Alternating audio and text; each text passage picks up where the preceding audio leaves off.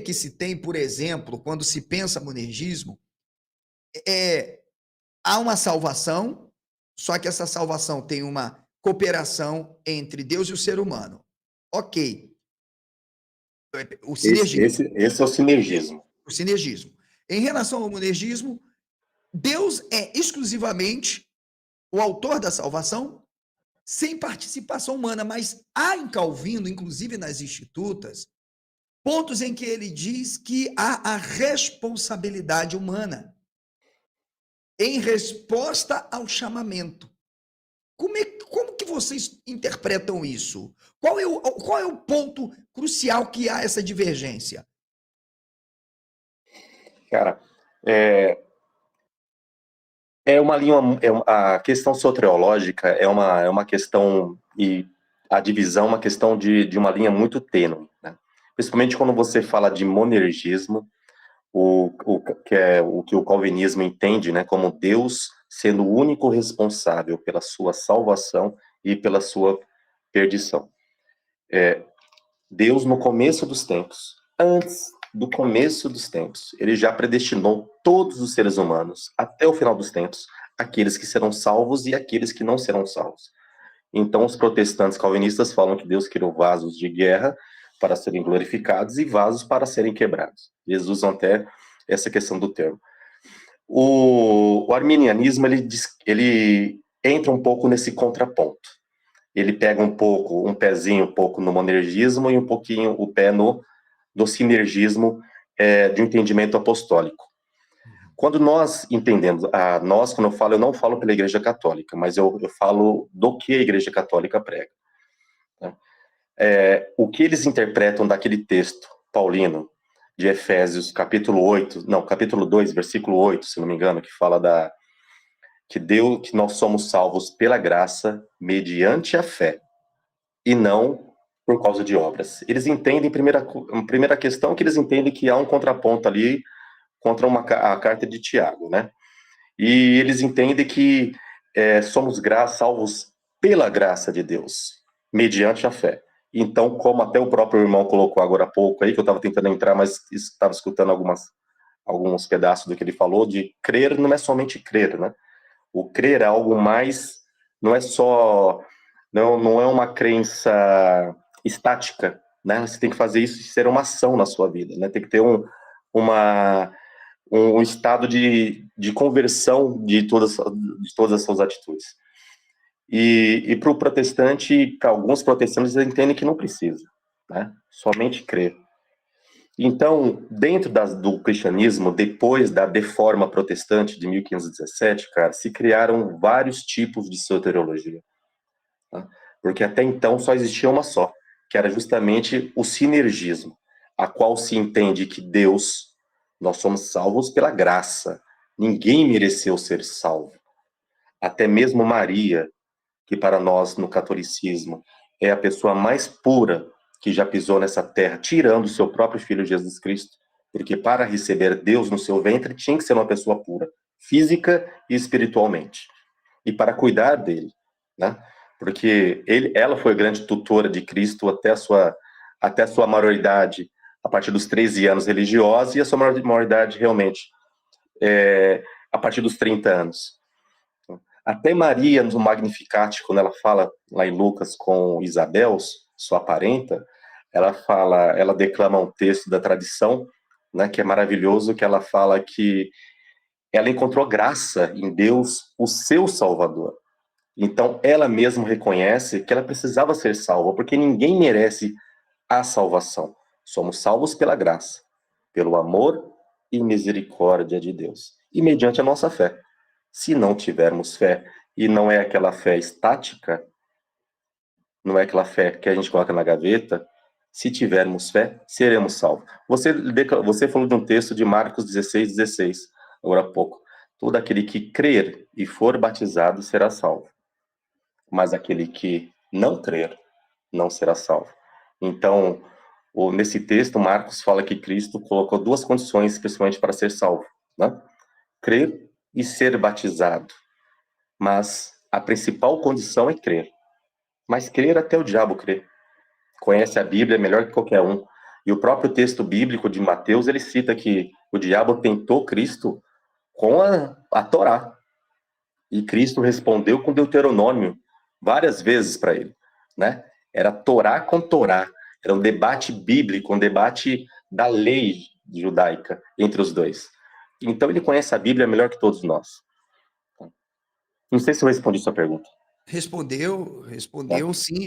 Inclusive, eu não sei se você ouviu na hora que eu disse que o próprio verbo grego, pisteu, né, eu creio, pensando conjugado na primeira pessoa do presente do indicativo ativo, ele tem um conceito de crer para dentro. Esse crer nunca é um crer estático. Esse crer nunca é um crer imóvel. É o ato de crer, quando você pensa o verbo crer na sua forma infinitiva, ele é um crer como gerúndio, é um crer crendo, né? É um crer crendo. E a gente pode pensar isso independente de eu ser cético, mas aí eu estou lidando com a leitura exegética, linguística do texto. Os judeus, eles estavam influenciados sob perspectivas e conceitos gregos, tanto que eles são judeus helenistas. E eles jamais deixariam de... Aí não podemos negar que os evangelhos estão sendo escritos por autoridades. Tirando Lucas, que era um grego, independente das teorias que eu defendo, é sabido que possivelmente os primeiros 3 evangelhos, salvo Lucas, Mateus e Marcos, tenham sido escritos por judeus, né? E Lucas, admitidamente, um grego. Mas, olhando para os 2 primeiros, mesmo sendo escrito por judeus, é perceptível que o conceito de crer, e aí eu penso teologia, né? Aqui não é uma crítica cética, eu penso teologia. Pensando teologia, a ideia de crer, ela sempre vai ser indo ao encontro. Indo ao encontro. Né? Então, é impossível pensar. No meu livro, que eu acho que você vai gostar muito de ler, João, é A Graça de Deus, e eu falo A Graça de Deus e seus efeitos na vida do homem. Eu só escrevi esse livro por decorrência de pedidos de alunos, porque eles queriam entender a ideia de Hesed, graça, Torá, olha só, CDK, Mishpat, dentro da perspectiva da Bíblia hebraica. Uma vez que a teologia neotestamentária, de alguma forma, ela é o que a gente no judaísmo chama de midrash, ou drachá, com o remes. Enquanto a drachá, que é o midrash em si, é uma interpretação, o remes é a busca por uma consonância daquele tema em determinadas partes das escrituras. Seria uma espécie de buscar elementos, né, e procurar entender, interpretá-lo e aplicá-lo. Então, eu percebia que no debate brasileiro, estou falando aqui acadêmico brasileiro, eu até cheguei a ler algumas obras estrangeiras, eu não consegui ver um autor que trabalhasse o conceito de graça, lei, justiça, que equidade recebe, e mishpat, para entender a teologia da salvação a partir de uma perspectiva judaica. Porque é como se a igreja tivesse se apoderado do Novo Testamento e que não houvesse judaicidade no Novo Testamento. Apesar de vermos um teólogo como Inácio combatendo a judaicidade e até um Paulo, de certo ponto, porque eu falo de Paulos, né? A gente já até conversou sobre isso, mas pensando na tradição, é quase que impossível você não perceber elementos dessa judaicidade no Novo Testamento. Então é como se, na verdade, você excluísse, de uma forma geral, foi o que Marcion tentou fazer. Foi o que Marcion tentou fazer. Então, ao criticar João Calvino, e como leitor de Calvino, e o próprio Armínio, eu percebi que os dois nadaram, como é que se diz, é o termo, acho que é na maionese que fala, nadaram na maionese. É como se eles se sentissem os donos da literatura teológica e eles decidissem o que era, sem levar em consideração o que os próprios autores, a gente chama isso de tradição fundante. É um absurdo com tantos elementos, Gel, dentro da própria tradição de Ben Zahai, de Filo de Alexandria, um dos maiores alegoristas, um camarada depois, um Jerônimo, vai, não, eu vou traduzir agora aqui, sabe, a Bíblia hebraica, eu vou pegar a Septuaginta, que não era a Bíblia hebraica, a Septuaginta, eu vou traduzir aqui para o latim, e eu vou decidir o que é. Pronto, mas a própria Bíblia hebraica ficou lá, e pronto, e eu vou construir a partir daqui. Então é muito complexo. Quando você ouve um Eusébio de Cesareia, que além de historiador também era teólogo, sabe, deixando nos registros de como, na verdade, a judaicidade desaparece com o Novo Testamento depois do segundo século. E eu acho que foi por isso que nós vimos... E ela foi muito combatida, né? Depois do segundo século, né? O século XVI da Reforma, eu acredito que tenha sido o mais tenso anti-judaicidade. Porque o período de anti-judaicidade com Inácio de Antioquia, depois você tem um período, após a guerra de Bar Kokhba, você tem um período com Diocleciano, e você não ouve mais falar numa antijudaicidade, porque você tem o Constantino, ele consolidando um período de laicidade no Império. Isso volta no V século com Teodósio. Teodósio, sim, já vai começar a querer firmar que o cristianismo é aquele projeto que tem que se consolidar dentro de uma teologia com todo um aparato filosófico. Entende? Aí o negócio começa a pegar fogo. E vai durar até o século XVI. Com a reforma de Lutero, e com todo o respeito a você como católico, eu digo que, olhando para a tradição, Martim Lutero prestou um desserviço à igreja. Para mim, Martim Lutero é o maior responsável, me desculpe, Gel, e algum evangélico protestante que vai me assistir, é a minha visão de Lutero, e eu não consigo ver outra lendo toda a documentação histórica.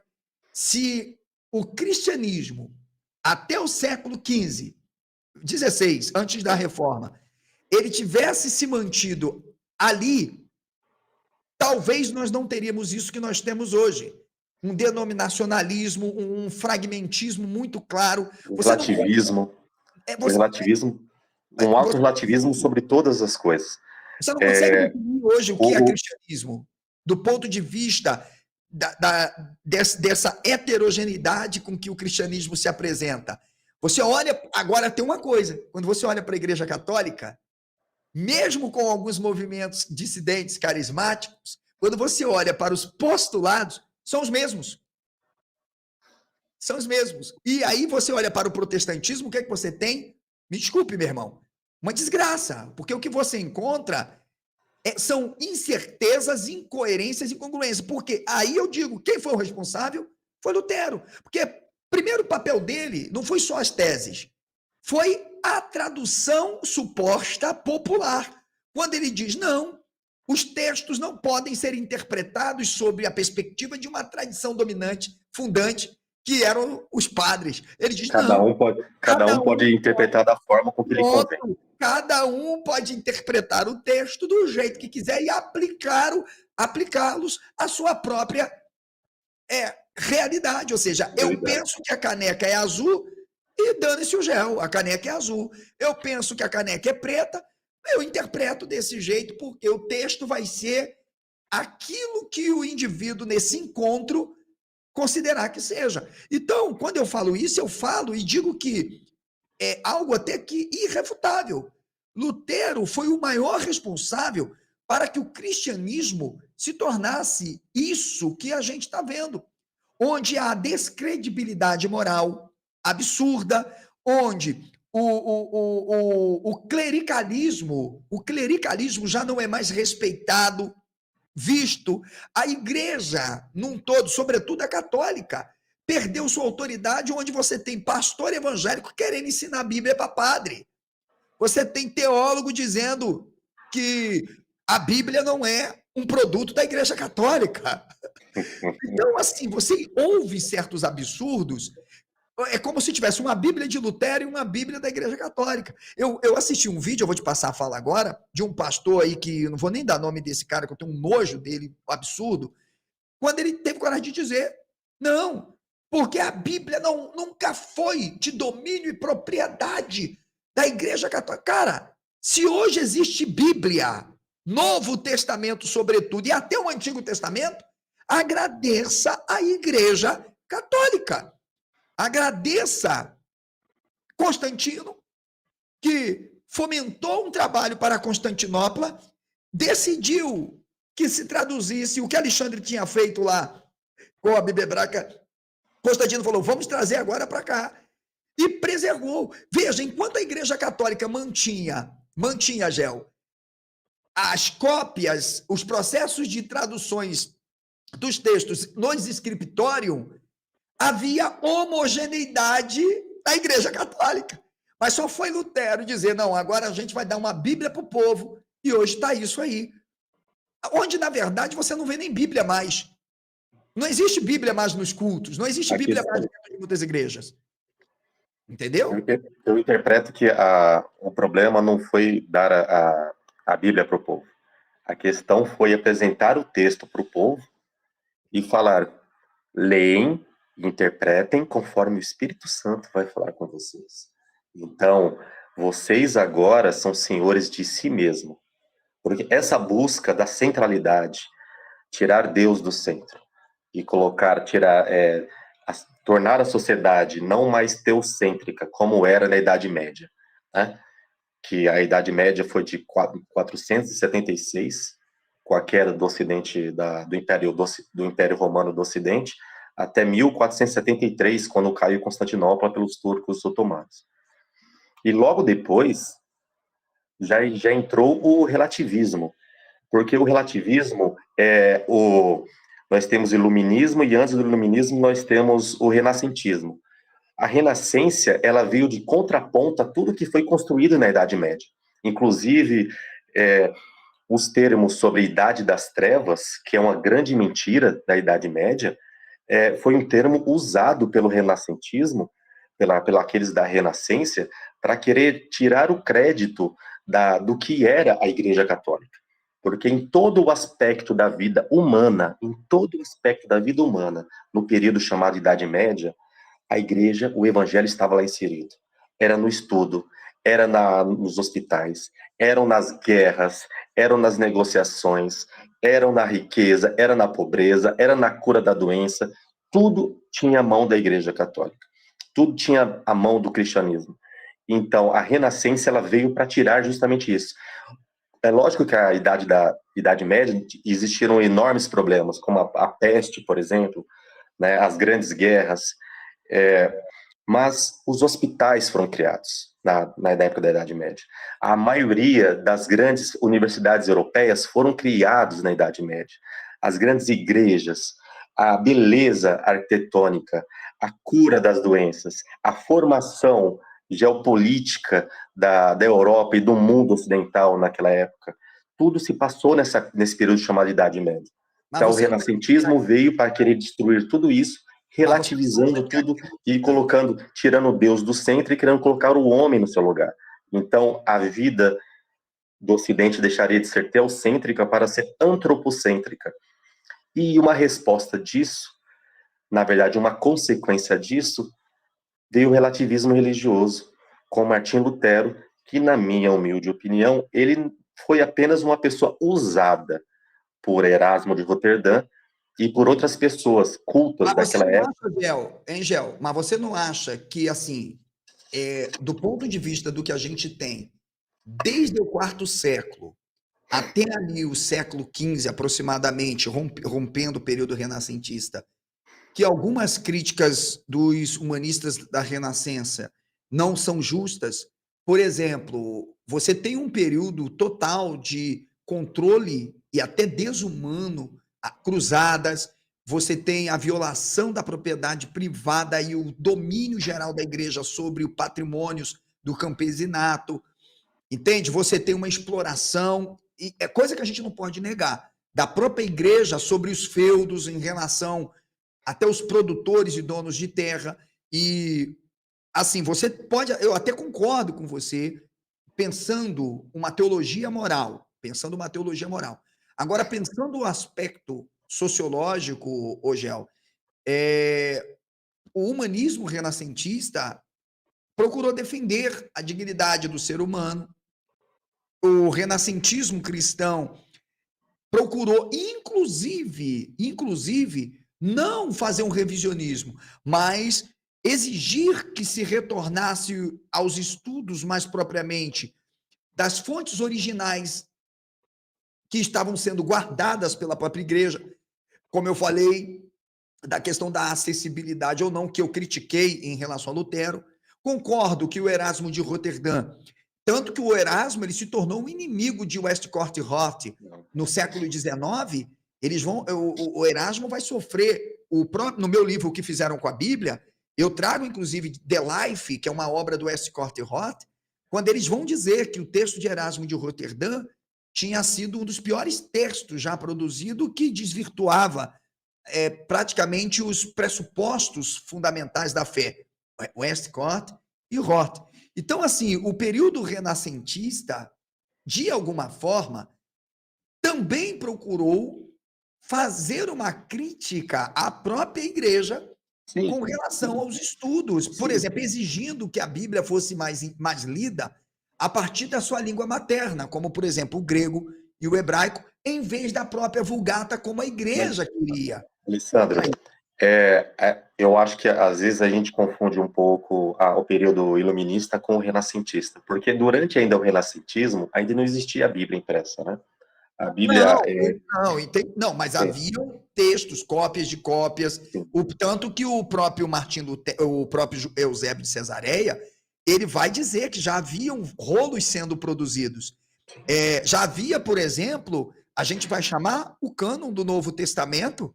O cânon do Novo Testamento, a gente está no 3º século. A Septuaginta foi traduzida e fazia parte da biblioteca de Constantinopla por Jerônimo. Então, claro. Mas ainda a população não tinha acesso a isso. O que não havia era a imprensa. Nós não estamos no período da imprensa. Desculpe. Está tendo um delay. O que não havia era a imprensa, né? A gente não está no período do prelo de Wittenberg, onde, de fato, vai haver. Mas os textos em si, os documentos... Não, já existiam.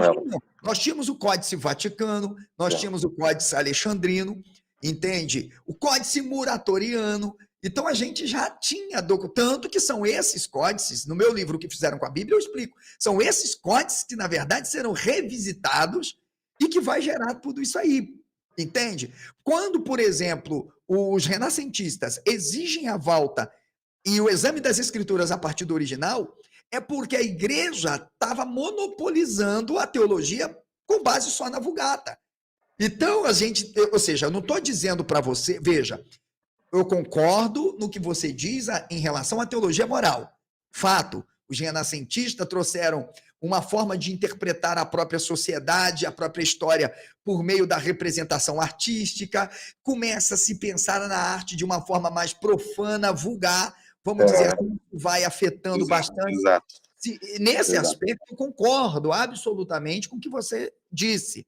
Agora, para a questão de uma sociologia do cristianismo, pensando por uma perspectiva da teologia, de forma geral, bíblica, os renascentistas, eles, na verdade, vão ser vou dizer assim, vão ser o estopim lá na frente para o surgimento da baixa e alta crítica com a ascensão do iluminismo. Isso.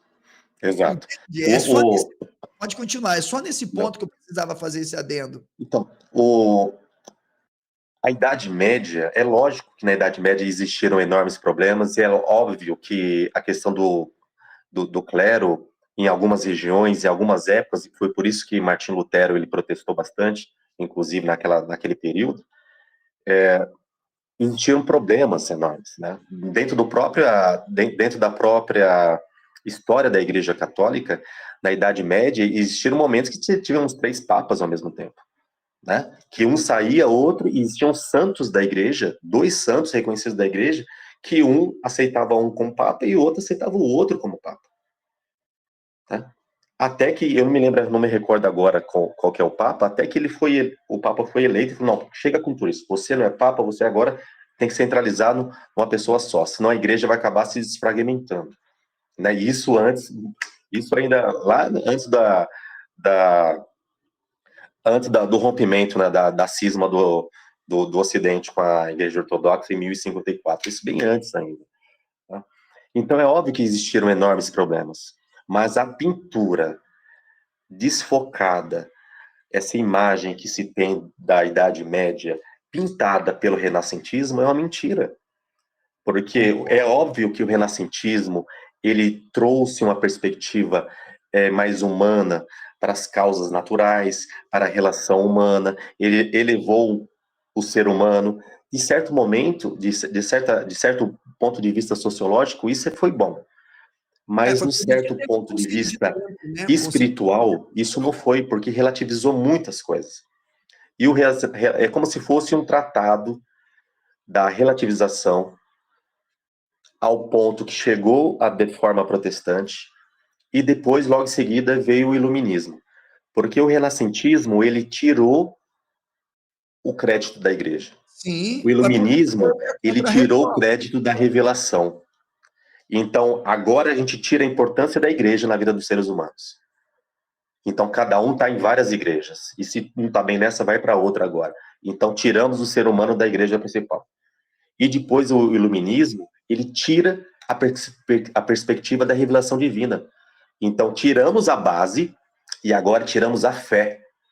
Eu vejo, Então, para mim, Gel, não não sei há se você... como um cristão tradicional católico acreditar que o iluminismo e o renascentismo foram de total benéficos para a sociedade, porque não foram. A minha visão, Gel, é que o renascentismo ele deturpa um dos principais conceitos da existência da igreja quanto um organismo vivo mais expressado por uma entidade visível que era a própria igreja do império, ok? Que era o conceito de eclesia. Para o renascentismo, a ideia de movimento vai ganhando mais força do que a ideia de igreja, do que corpo. Esse é o objetivo. Por isso, para o renascentista, era possível pensar a salvação fora de uma estrutura organizacional institucional. Entende?